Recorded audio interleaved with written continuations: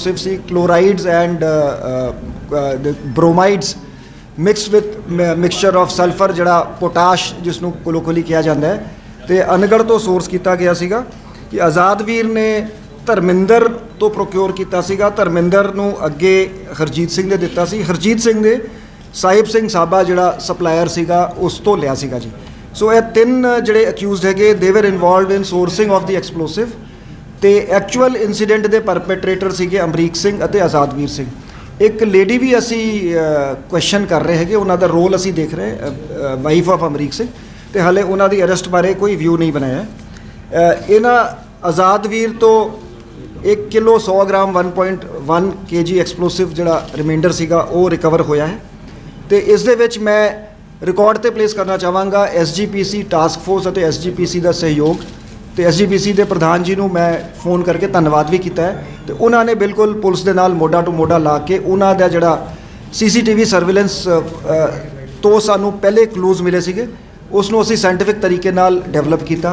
जिहड़ी technical analysis दे विच जिहड़े telephone दे location वगैरह होंदे है वो असी तीनों इंसीडेंट्स दे कन्फर्म कर ले इन्हां दी प्रेजेंस जिहड़ी हैगी।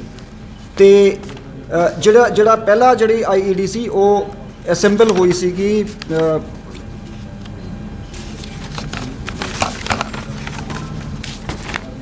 गुरु रामदास सराय दे विच।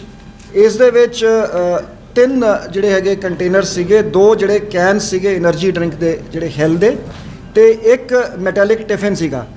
3 कंटेनर्स दे विच तकरीबन 200 ग्राम एक्सप्लोसिव सी जिहड़ा फायर क्रैकर्स बनाने नूं यूज़ किया जाता है। उस दे विच प्लेस करके एक पॉलीथीन बैग दे विच तीनों कंटेनर प्लेस किए गए सीगे।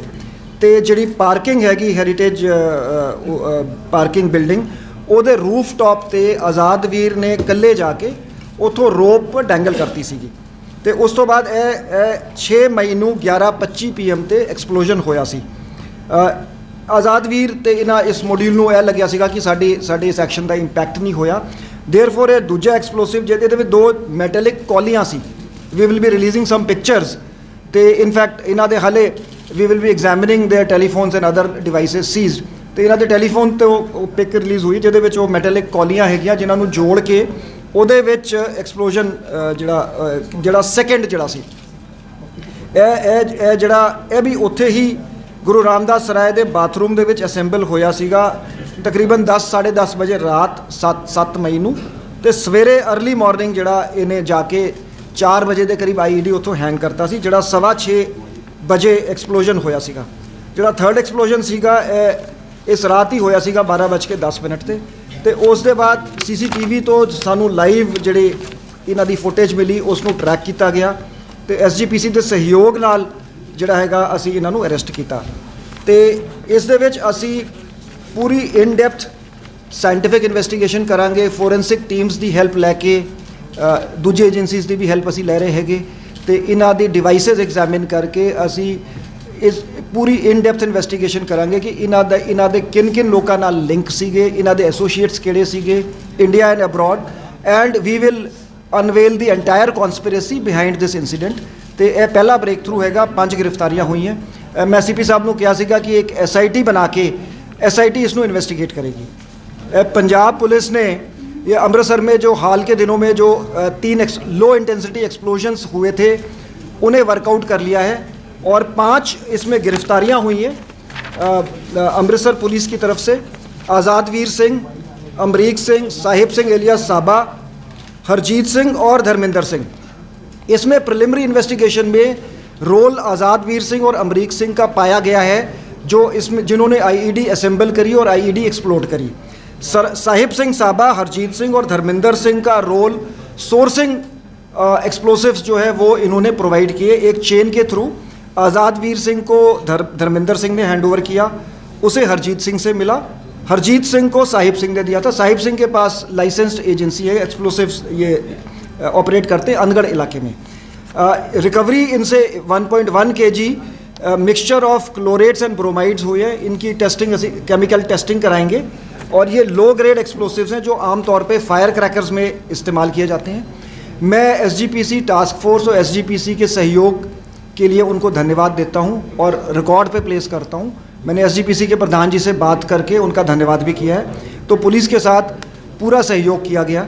हमने एक साइंटिफिक तरीके से इन्वेस्टिगेशन करी, CCTV footage, technical investigation, data से हमने इनकी प्रेजेंस इस्टेब्लिश कर ली है और इसकी हम डीप इन्वेस्टिगेशन करेंगे। इनके लिंकेजेस जो इनके टेलीफोन फोरेंसिकली एग्जामिन कराएंगे, इनके एसोसिएट्स के बारे में पता करेंगे इंडिया या अब्रॉड में, और इसको सारे एंगल्स को हम एक एसआईटी कॉन्स्टिट्यूट करके इसकी इन्वेस्टिगेशन करेंगे।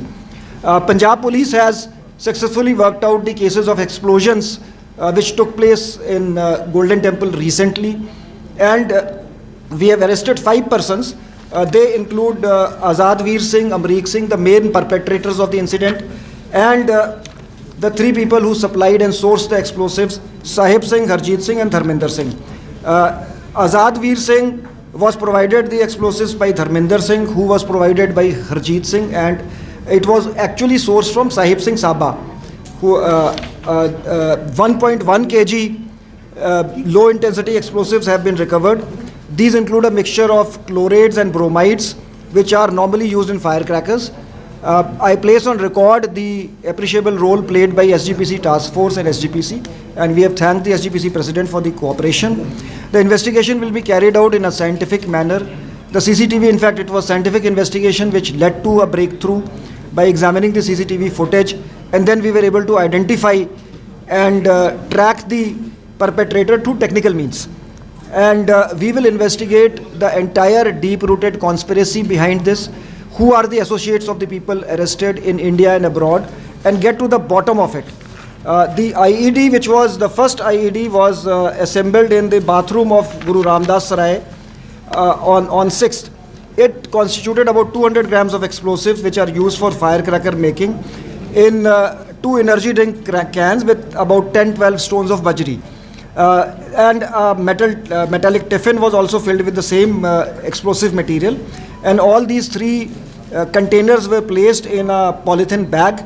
And Azad Veer had gone to the rooftop of Heritage Parking building, and then he hung the polythene bag with the help of a rope at around 11 p.m. on 6th of May. And the first explosion had taken place at 11:25 p.m. The second IED was also assembled by using 2 metallic bowls which were